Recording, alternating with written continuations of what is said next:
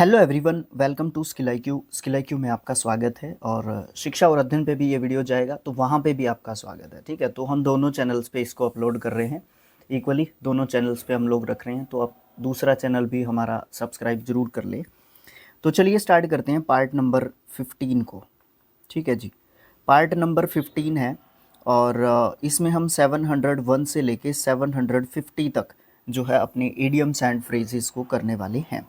तो चलिए स्टार्ट करते हैं बिना किसी देरी के। देखिए 701 है हर्ट टू हर्ट टॉक, मतलब दिल से दिल का मिलन या दिल की बात भी आप लोग इसको बोल सकते हो। ठीक है, फ्रैंकली टॉक या टॉकिंग या फिर कैंडिड टॉक, मतलब बिल्कुल दिल से किसी भी बात को करना, मन से किसी भी बात को करना। एक वो होता है ना, दिल खोल के रख देना, बिल्कुल वो वाली बात जो है आप यहाँ पे इसको बोल सकते हो। नेक्स्ट होगा हमारा हर्ट्स गो आउट टू। यहाँ पे इसका मतलब क्या होगा? To feel sympathy for someone when they are distressed. Distressed मतलब एक तरीके से मानसिक रूप से जब कोई प्रताड़ित होता है, परेशान होता है, दुखी होता है, सैड होता है, उसको एक तरीके से आप सहानुभूति देने की कोशिश करते हो। उसको एक तरीके से आप एक तरीके से कंसोल करने की कोशिश करते हो कि कोई बात नहीं, जो हो गया, इस तरीके से कंसोल करना किसी को या सिंपैथी देना किसी को। ठीक है, हर्ट्स गो आउट टू होता है। हेल्ड अप क्या होता है? डिलेड, मतलब देरी किसी भी वजह से। हेल्टर स्केल्टर, हेल्टर स्केल्टर होता है, एक होता है sixes and sevens, at sixes and sevens, उसके लिए सेम इडियम बोल सकते हो आप लोग हेल्टर स्केल्टर को। डिसऑर्डरली हेस्ट, एक तरीके से बहुत ज़्यादा जल्दी में जब हम होते हैं तो हम जो है क्या करते हैं, जो मान लो कहीं पे आपको जाना है, ठीक है, तो आपने पैकिंग की नहीं है। देखो कहते हैं कि कई बार कहीं पे जब हमें जाना हो तो पैकिंग हमें पहले ही करनी चाहिए, तो हम हड़बड़ी में जब पैकिंग करते हैं तो अपने रूम को कैसा छोड़ देते हैं। वो वाला हेल्टर स्केल्टर होता है, वो सिक्सेस एंड सेवन्स होता है। हरिक्यूलन टास्क, जल्दी जल्दी जब हम किसी काम को करते हैं, या फिर आप लोग ये बोलो जल्दी किसी काम को ना करना की बजाय ज़्यादा जल्दी ज़्यादा अच्छे तरीके से और ज़्यादा जल्दी समझ में आएगा, वो क्या है कि बहुत मुश्किल काम। ठीक है ना, हरिकेन एक तूफान आता है, हरिक्यूलेन से उसको रिलेट कर लेना, बड़े अच्छे तरीके से समझ में आ जाएगा। High and dry, high and dry neglected, जिसको एक तरीके से नज़रअंदाज कर दिया गया है और एक तरफ कर दिया गया है, एक साइड उसको एक तरीके से कर दिया गया है। High and low, high and low everywhere, हर जगह पे हाई एंड लो होता है। High and mighty, high and mighty arrogant, एक तरीके से घमंडी जिसको आप बोल सकते हो, high and mighty. High handed, high handed overbearing, मतलब बहुत ज़्यादा अपना रोब रुतबा उस चीज़ को दिखाने की कोशिश करना, हाई एंडिंग होता है। उसके बाद क्या है? हाई ऑन द होग। देखो सबसे पहले ये होग क्या होता है ना, एक अलग सा वर्ड है इसलिए देखना भी ज़रूरी है। एक तो इसका मतलब होता है सुअर, ठीक है जी, जो पिग का मतलब भी होता है, एक होग भी होता है। यहाँ पे ये नहीं है अकॉर्डिंग टू मीनिंग। इसका मीनिंग बनता है स्वार्थ से परिपूर्ण, स्वार्थ से परिपूर्ण, स्वार्थ से परिपूर्ण इसका मतलब बनता है यहाँ पे। ओके जी, होग का हाई ऑन द होग क्या होता है? To live in a luxurious और कॉस्टली वे, मतलब क्या है कि आप जो है महंगे तरीके से रहना पसंद करते हैं, आपको जैसे हाई प्रोफाइल लोग रहते हैं उस तरीके की लाइफ, लग्जरियस लाइफ, हाँ अच्छा वर्ड याद आया, लग्जरियस लाइफ आप जीना चाहते हैं। लेकिन उसके अकॉर्डिंग आपका जो मेहनत है, आपका जो काम है, वो बिल्कुल भी नहीं है। ठीक है जी, ओके। उसके बाद आता है हाई टाइम। हाई टाइम होता है पास द एप्रोप्रिएट टाइम, मतलब क्या है कि जो एक तरीके से आपका जो क्या होता है, वो कहा था, बीरबल ने कहा था कि ये समय भी बीत जाएगा, ये दौर भी बीत जाएगा ना। तो उसमें चाहे आप उसको जब परेशानी के समय में हो तो आप इस सेंटेंस को याद करेंगे, ये दौर भी बीत जाएगा, तो बिल्कुल अच्छा लगता है। और जब आप उसको खुशी के टाइम में यूज करेंगे, याद करेंगे इस सेंटेंस को कि ये दौर भी बीत जाएगा, तो आपको दुख लगता है ना। तो दोनों सिचुएशंस में ये सेंटेंस एक तरीके से क्या करता है, दुखी करता है। हाई टाइम उसी को बोलते हैं। लेकिन हाई टाइम क्या होता है, हाई टाइम होता है कि जब बहुत ज़्यादा दुखी थे आप और वो समय जब गुजर गया तो उस चीज़ को हम हाई टाइम बोल सकते हैं।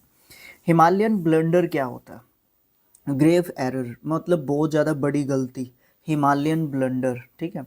हिमालय में ब्लंडर हो गया भाई, किसी तरीके से इसको ध्यान में रख लेना होगा याद। His blood ran cold, he was frightened, उसका खून ठंडा पड़ गया। हाथ पैर ठंडे पड़ गए, मतलब बहुत ज़्यादा डर जब महसूस होता है तो हम ठंडे पड़ना बोलते हैं उसको हिंदी में भी, ठीक है जी। और ब्लड का सर्कुलेशन रुक जाए, देखो जब ब्लड का सर्कुलेशन जब तेज़ होता है तो हम क्या होते हैं, एक तरीके से एक तो हड़बड़ाहट भी होती है, और दूसरा क्या होता है जब खून खोल उठता है, जब जैसे खून खोलना बोलते हैं हिंदी में, एक मुहावरा होता है खून खोलना, ठीक है जी। वो क्या कहता है, वो कहता है कि आप जो है बहुत ज़्यादा उत्तेजित हो गए हो, बहुत ज़्यादा गुस्सा उठ गया है आपके अंदर, है ना, वो वाली चीज़ हो जाती है ना एक तरीके से। तो वो वाली चीज़ यहाँ पे इसी तरीके से रिलेट करना कि जब कोल्ड होगा तो आप डरे हुए, भयभीत, इस तरीके से जो है बताया जाएगा। Hit a bad patch, hit a bad patch मतलब एक्सपीरियंस्ड डिफ़िकल्टी, मतलब क्या है कि आपको कठिनाई महसूस हुई, कठिनाई का अनुभव हुआ आपको। हिट अ बैड पैच, है ना, बुरे दौर का अनुभव आपको एक तरीके से हुआ, ये भी आप कहीं ना कहीं बोल सकते हो।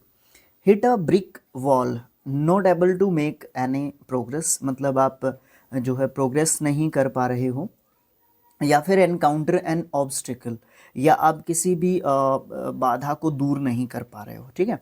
या कोई बाधा है जो आपकी जो प्रगति है उसके अंदर ऑब्स्टिकल है, परेशानी है एक तरीके से, है ना, कोई परेशानी है आपकी प्रगति में जो आपको आगे बढ़ने नहीं दे रही है, हिट अ ब्रिक वॉल होता है।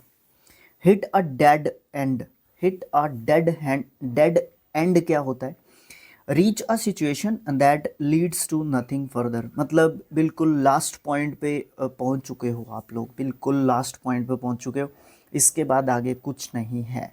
ओके, एक ऐसी सिचुएशन में पहुंच गए हो कि इसके बाद आप कुछ नहीं कर सकते, आगे भगवान की मर्जी, गॉड नोज, भगवान जानता है आगे क्या होगा क्या नहीं होगा, ठीक है। आप रिलेट करो, सिचुएशन से रिलेट करने की कोशिश करो, तभी ईडियम्स याद हो जाते हैं, ध्यान में रहते हैं। कोई बड़ी बात नहीं है इनको याद करना, कोई हरिकुलन टास्क नहीं है ना। अभी मैंने यूज़ कर दिया एक ईडियम, तो यहाँ पे कोई कठिन काम नहीं है। हरिकुलन टास्क कठिन काम का ना होना, कठिन काम होना मतलब कोई हरिकुलन टास्क नहीं है, मैंने ऐसा कहा है ना, ये चीज़ हो सकती है। Hit the books, hit the books to study very hard, मतलब बहुत मेहनत से पढ़ाई करना। हिट द सीलिंग और रूफ, सीलिंग छत होती है, रूफ भी छत ही होती है, आपको पता है। एक्सप्लोड इन एंगर, मतलब आप गुस्से में एक तरीके से आग बबूला हो गए हैं, बहुत ज़्यादा गुस्सा आपके सर पे सवार हो गया है। Hit the nail on the head, hit the nail on the head का मतलब क्या होता है, से और डू समथिंग एग्जैक्टली राइट, मतलब आप बिल्कुल सही बात कहते हो, या जो आप कहते हो वही करते हो, आप बिल्कुल सटीक बात बोलते हो, सटीक जवाब होता है आपका। Hit the nail on the head होता है। To find exactly the right answer, या फिर आप जो है जो भी आपकी खोजबीन होती है उसके तहत आप क्या करते हो, एक अंतिम जो परिणाम आप खोजते हो, एट लास्ट आप सही होते हो आप अपनी खोजबीन में, ठीक है जी, वो वाली बात। हॉब्सन्स चॉइस, यहाँ पे है ना एक आप ये बोलोगे कि हॉब्सन नाम का एक पर्सन होता था, और वो घोड़े घोड़े रखता था और घोड़ों का मालिक था वो, एक तरीके से आप उसको बोलोगे, ठीक है। और क्या हुआ कि टाइम जैसे जैसे बीतता गया उसने अपना जो बिज़नेस है घोड़ों का वो काफ़ी आगे बढ़ा लिया, तो उसके पास बहुत सारे कस्टमर्स आने लगे घोड़े खरीदने के लिए, तो उसके पास टाइम नहीं होता था। जैसे राइडिंग के लिए दे देता था वो पहले के टाइम में, तो बट बाद में उसने क्या करना शुरू कर दिया, एक बाउंडेशन लगा दी कि इस लाइन से आगे मैं घोड़े को जाने नहीं दूंगा, यहाँ से यहाँ तक आप टेस्टिंग कर सकते हैं, अन्यथा आप लोग जा सकते हैं। You don't have any choice और ऑप्शन और अल्टरनेटिव। उस समय पे जो है ये इडियम फेमस हुआ फिर, हॉब्सन्स चॉइस, मतलब हॉब्सन की चॉइस चलेगी, आपके पास कोई ऑप्शन नहीं है, ठीक है। तो कई ऐसे इडियम्स होते हैं जहाँ पे आप लोग उसका ओरिजिन ढूंढोगे, वैसे तो सभी का ढूंढोगे तो अच्छा रहेगा, लेकिन it is not possible for us, है ना।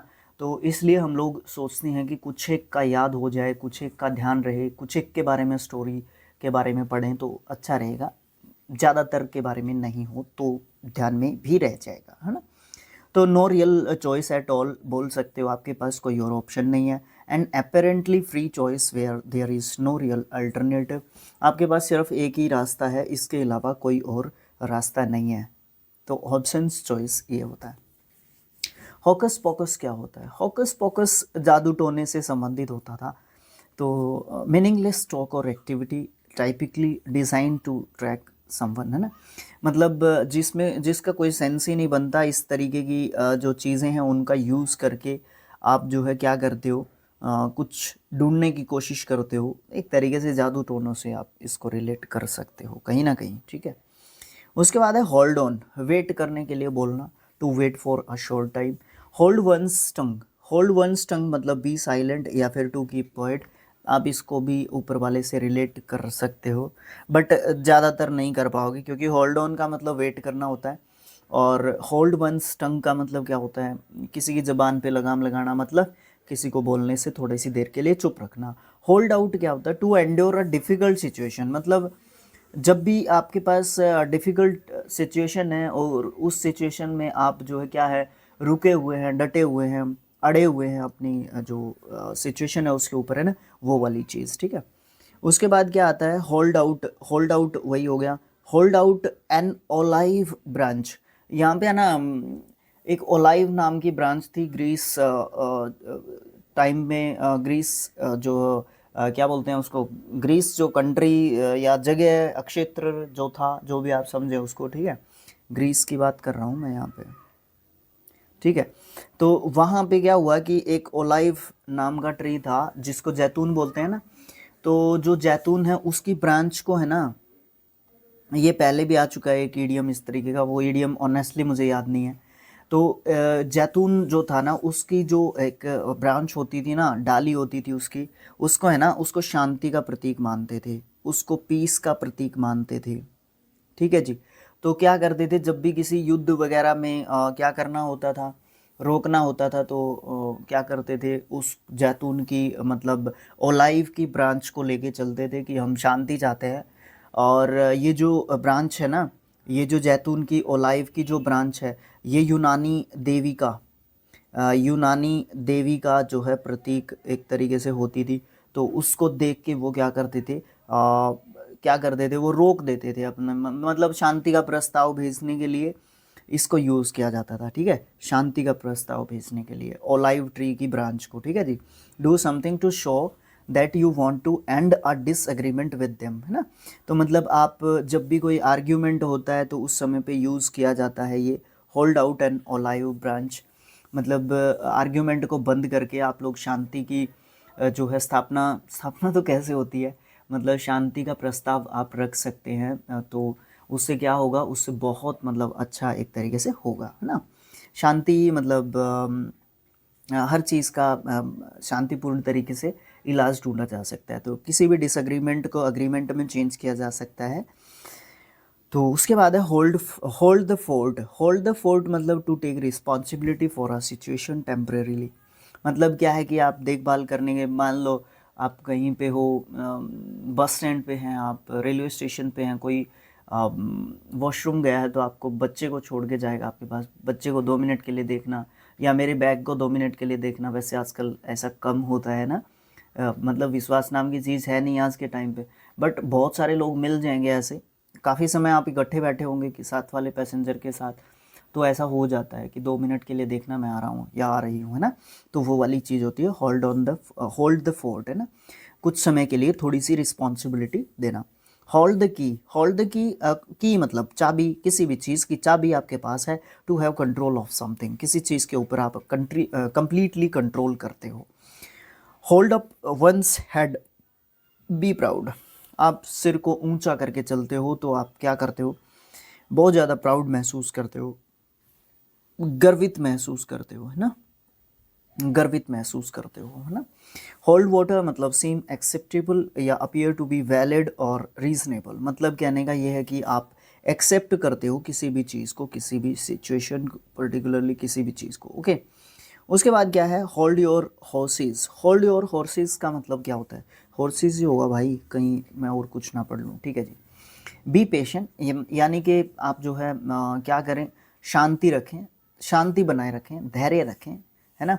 To tell someone to stop and consider carefully, या फिर स्लो डाउन, मतलब आप किसी चीज़ को कर रहे हो, किसी काम को बार बार कर रहे हो, उसमें आपको सफलता नहीं मिल रही है, सक्सेस नहीं पा रही है, तो आप कुछ समय के लिए उसको होल्ड पे रख सकते हो, बट उसको बिल्कुल भी जो है डाउन मत करना, क्योंकि धैर्य भी नहीं खोना है, लेकिन उसके अल्टरनेट भी ढूंढने हैं आपको कि इस तरीके से सक्सेसफुल हुआ जा सकता है। Hope against hope, hope against hope, nurture and impossible hope, मतलब असंभव आशा की जब हम बात करते हैं, होप अगेंस्ट होप, मतलब आप होप के ऊपर होप करते जा रहे हो कि ऐसा हो सकता है, वो भी ना हो, फिर ऐसा हो सकता है, वो भी ना हो, फिर ऐसा हो सकता है, वो भी ना हो, तो वो वाली बात हो जाती है होप अगेंस्ट होप।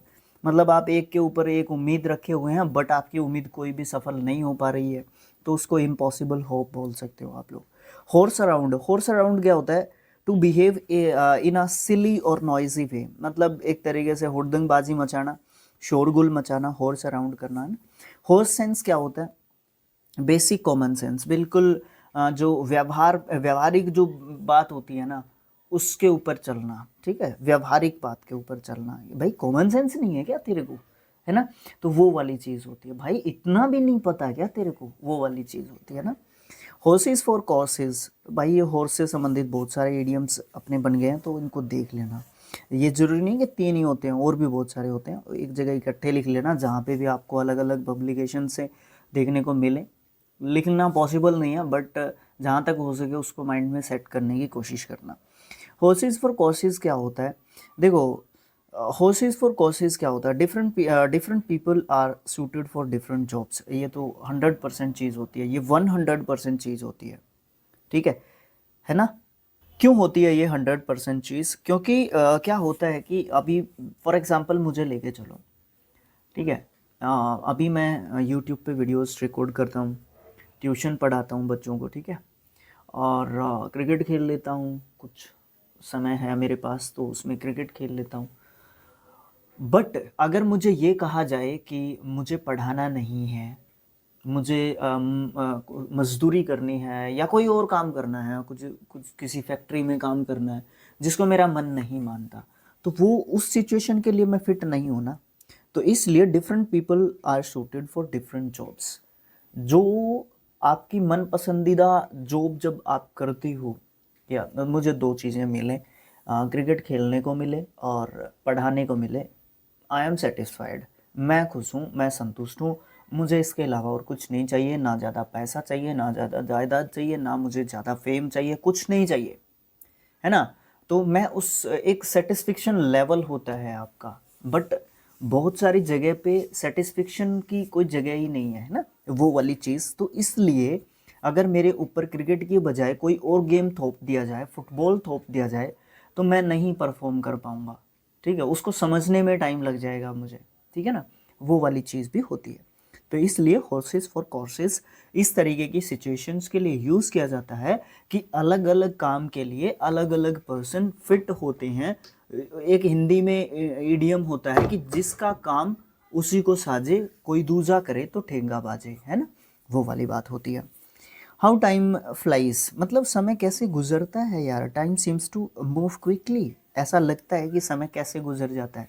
अभी देखो स्किल आईक्यू को आने वाली 19 जैन को 6 ईयर्स हो जाएंगे भैया, ठीक है, 6 ईयर्स हो जाएंगे, ठीक है। तो इस तरीके से how time flies. Hue and cry, hue and cry क्या होता है, ये होता है a noisy expression of anger, मतलब एक तरीके से शोरगुल, कोलाहल, रोड़ा, इन हरियाणवी में रोड़ा बोलते हैं हम हरियाणवी में रोड़ा बोलते हैं, रोला, रोला कर दिया यार तुमने। हस्बैंड अवर रिसोर्सेज सेव, मतलब एक तरीके से व्यर्थ नहीं करना भाई, ये क्या कहानी है, हस्बैंड अवर रिसोर्सेज। एक वर्ड है हस्बैंडी, HUSBONDI।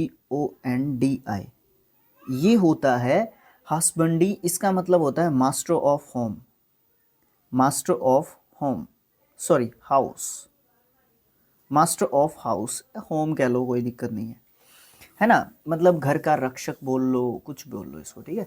इसमें दो वर्ड है, एक तो हस है और एक बोंडी है, BONDI।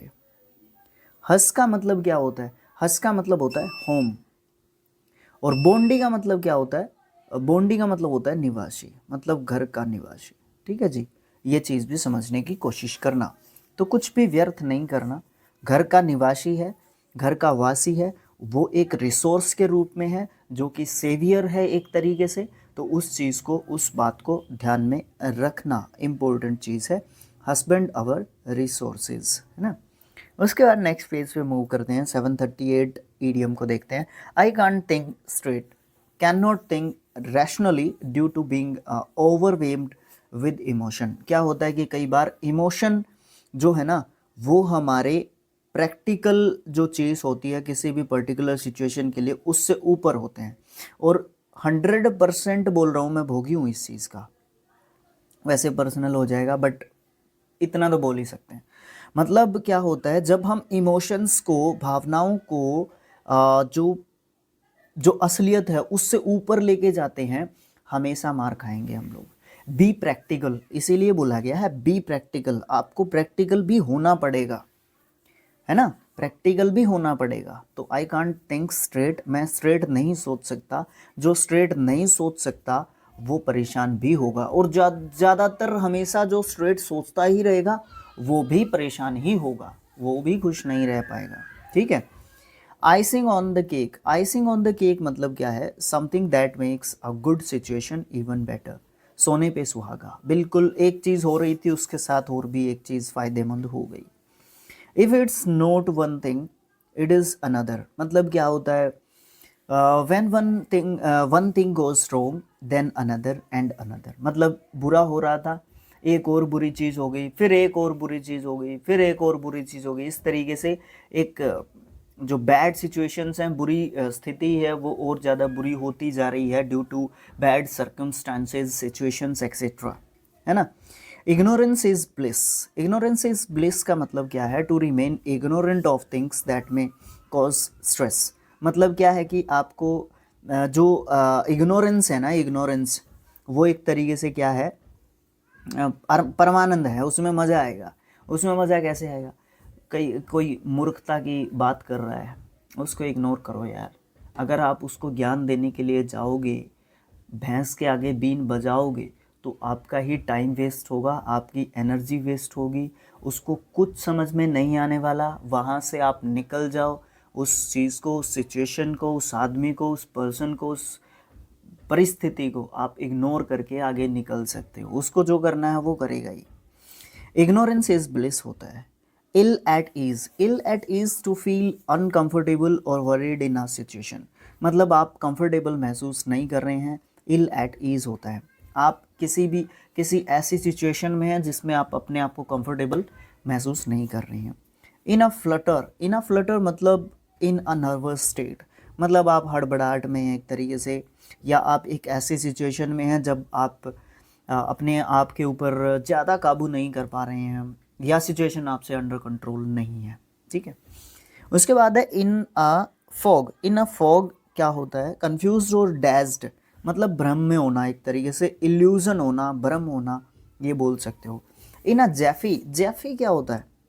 या जिफी, ये जिफी क्या होता है? इसको अगर मैं नाउन के रूप में देखूंगा तो इसका मतलब होता है पल या फिर क्षण, ठीक है जी, पल या फिर क्षण, ठीक है जी, एक मोमेंट, मोमेंट, है ना। तो अभी देखते हैं, in a jiffy something that is done very quickly, मतलब पलक झपकते ही, एक मोमेंट में, एक पल में, एक क्षण में कुछ चीज़ हो जाती है, ठीक है। In a nutshell, in a nutshell repeated idioms में से है, 8 बार रिपीट हो चुका है। ब्रीफली और कॉन्शियसली, या फिर आप बोल सकते हो एक्सप्रेस वेरी ब्रीफली, मतलब एकदम से जितना भी हो सकता है उतना किसी चीज़ को छोटा करना, संक्षेप में उसको वर्णित करना या कुछ इस तरीके का आप जो है बोल सकते हो, ठीक है जी। इन अ पिकल क्या होता है? एक्सपीरियंसिंग अ डिफिकल्ट सिचुएशन या इन ट्रबल, है ना। जब आप बहुत बुरी स्थिति में होते हो या बहुत बुरी स्थिति में होते हो तो आप उस जोन में चले गए हो जिस समय पे आप बुरी सिचुएशन को झेलने की अगर आपके अंदर पावर है तो आप उसको झेल लोगे। अगर आपके अंदर नहीं पावर है, आप डेवलप नहीं कर पाए हैं अपने आप को उस लेवल तक, तो आप उसको एक्सपीरियंस करेंगे। नेक्स्ट टाइम आप उसको अगर उस तरीके की सेम सिचुएशन आती है तो उसको आप झेल पाएंगे, ऐसी कोई बात नहीं होती है। उसके बाद है in a tight corner. In a tight corner very difficult situation, इन दोनों को आप सेम मान सकते हो एक दूसरे के साथ, सिनोनियम मान सकते हो एज इडियम्स एंड फ्रेजेस के परिप्रेक्ष्य में। इन एप्पल पाई ऑर्डर वही सिक्सेस एंड सेवन्स वाली जो है बात बोल सकते हो, सॉरी सॉरी उसके अपोजिट में बोल सकते हो। एंड एप्पल पाई ऑर्डर मतलब बिल्कुल परफेक्ट ऑर्डर में, उसके अपोजिट में बोल सकते हो। In bad taste not suitable और ऑफेंसिव, मतलब बिल्कुल भी सही नहीं है, सूटेबल नहीं है, अनकंफर्टेबल है आपके लिए वो पर्टिकुलर सिचुएशन, ठीक है जी। अब हो चुके हैं हमारे 750 इडियम्स एंड फ्रेजेस, ठीक है जी। और ये पार्ट नंबर कौन सा था? 15th था। अराउंड हाफ जो है हम इसको कर चुके हैं। नियर बाई हम लोग 200 बेस्ट लेके आएंगे इसका, ठीक है जी। स्टे ट्यून्ड विद शिक्षा और अध्ययन और स्किल IQ, आपको बेस्ट चीज़ें ही देखने को मिलेंगी, खासकर आपकी बुक्स से, तो है ना। बुक्स तो सबके पास हैं बट थोड़ा सा वीडियो देखने के बाद या कुछ एक दो स्टोरीज़ ऐड हो जाती हैं या वीडियो देखने के बाद थोड़ा सा एक अलग असर ज़रूर रहता है। तो आप लोग व्यूज़ लेके आएँ चैनल पे, मैं तो ये रिक्वेस्ट करूँगा आप लोगों से, ठीक है, क्योंकि बहुत परेशानी अभी हो रही है, ठीक है। तो आप लोग व्यूज़ लेके आएंगे तो हमें थोड़ा सा इनकम जनरेट होगा, और अगर इनकम जनरेट होगा ना तो हम सिचुएशंस को और बेस्ट कर पाएंगे, और सिचुएशंस बेस्ट होंगी तो और ज़्यादा चीज़ें जो है आपको सुधरती हुई नज़र आएंगी। नहीं तो हम लोग टाइम ही नहीं दे पाएंगे, तो टाइम सबसे इम्पोर्टेंट चीज़ है ना, है ना। तो अभी टाइम कम दे पा रहे हैं इसको, तो यही कारण जो है आप समझ सकते हैं सिचुएशंस, ठीक है। अभी मैंने बताया आपको इसी क्लास के अंदर कि 6 साल तो हमें यहाँ पे हो ही गए हैं, तो कब तक चलाते रहेंगे इसको, ठीक है। तो thanks for watching, thank you so much. मिलेंगे नेक्स्ट पार्ट में, देखते रहिए स्किल IQ और शिक्षा और अध्ययन, ठीक है। फेसबुक, इंस्टाग्राम, ट्विटर, हर जगह पे आप लोग अपने चैनल को सपोर्ट कर सकते हैं, मुझे पर्सनली सपोर्ट कर सकते हैं, वो आपकी मर्ज़ी है ना। आपको अच्छा लगता है तो करेंगे, बिल्कुल करेंगे। अगर आपको अच्छा नहीं लगेगा तो आप जाहिर सी बात है नहीं करेंगे, वही तो चीज़ है ना। इम्प्रूवमेंट के लिए भी आपको थोड़ा सा क्या होगा, सजेशंस देने होंगे, सपोर्ट करना होगा। आपकी बातें हम लोग मानते हैं, ऐसी बात नहीं है, कोई भी ऐसा व्यक्ति नहीं है जिसकी बात हम लोग जो है देखते नहीं है, मानते नहीं हैं, जवाब नहीं देते हैं, ना। इस तरीके की चीज़ें हैं। तो मिलेंगे नेक्स्ट पार्ट में जो कि 16th पार्ट होगा इडियम्स एंड फ्रेजेस के लिए। Take care, bye bye, thank you.